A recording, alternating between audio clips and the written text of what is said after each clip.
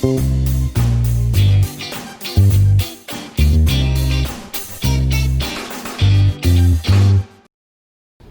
datang di kuliah Filsafat Hukum online.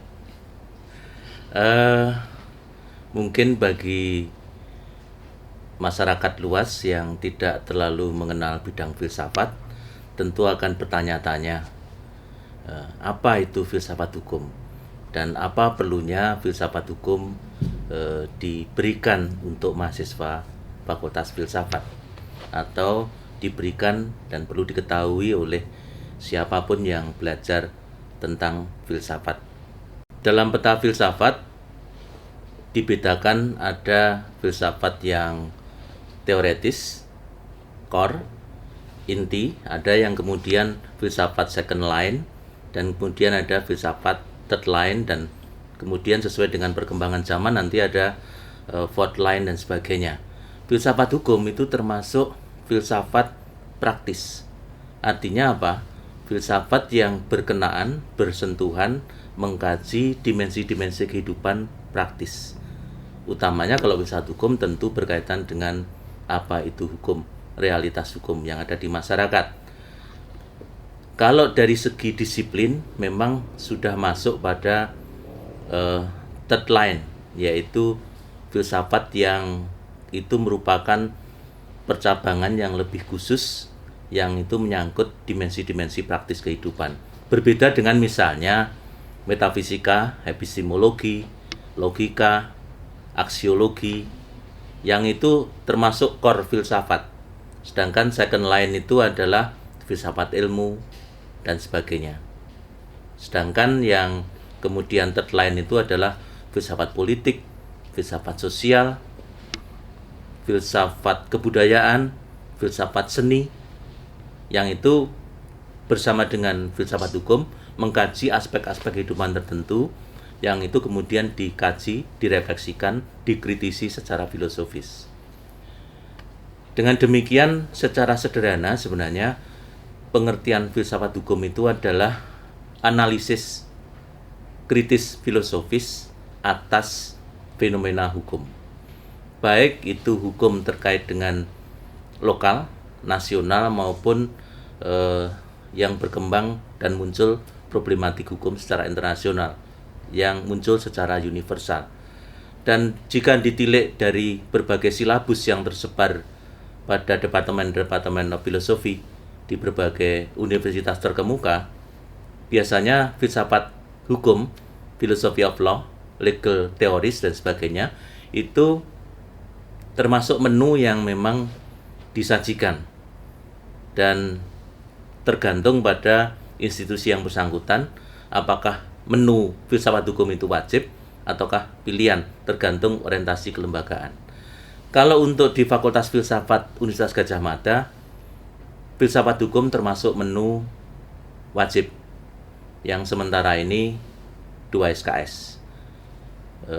Ke depan mungkin ada repositioning karena nanti ada rencana mungkin third line itu nanti akan jadi mata kuliah pilihan semua. Tapi kemudian kreditnya 3 SKS dan kemudian sistemnya sistem lock. Jadi disediakan hanya mungkin 40 kursi di kelas, hanya melayani yang serius saja. Yang tidak serius ya kemudian ya harus berlomba-lomba mendaftar. Itu di beberapa mata kuliah yang memang pilihan. Harapannya nanti tentu diskus, kemudian kajian-kajian yang bisa dikembangkan dalam kelas itu lebih hidup. Kemudian filsafat hukum sendiri sebenarnya sebagaimana kajian-kajian bidang filsafat yang lain agak berbeda mungkin dengan penyekatan keilmuan di ilmu-ilmu empiris. Di bidang filsafat, sekat itu sekat yang dinamis.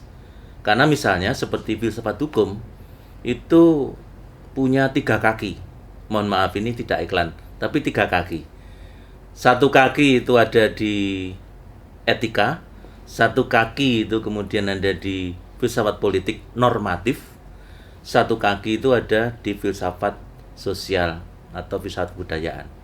Sehingga ketika kita bicara dalam konteks hukum, dalam konteks filsafat hukum, nanti ada satu sisi kita kemudian meminjam, berkolaborasi, bahkan dalam batas tertentu memakai analisis-analisis etika ketika kita bicara moralitas hukum misalnya, atau kemudian kita memakai analisis-analisis filsafat politik normatif tentang bagaimana hubungan yang seharusnya antara kuasa dan hukum, antara negara dan hukum, antara yang memimpin dan yang kemudian warga. Itu konteksnya adalah analisis dengan kerangka filsafat politik normatif. Tapi kemudian ketika kita kemudian melihat bagaimana hukum berjalan hidup di masyarakat, mau tidak mau kita mempelajari juga dan harus tahu tentang struktur sosial dan budaya di masyarakat itu, sehingga kita kemudian bisa melacak jejak-jejak dasar-dasar mengapa di masyarakat tertentu hukum itu diterima dan menjadi kesadaran dalam kehidupan sehari-hari dan bila mana tidak.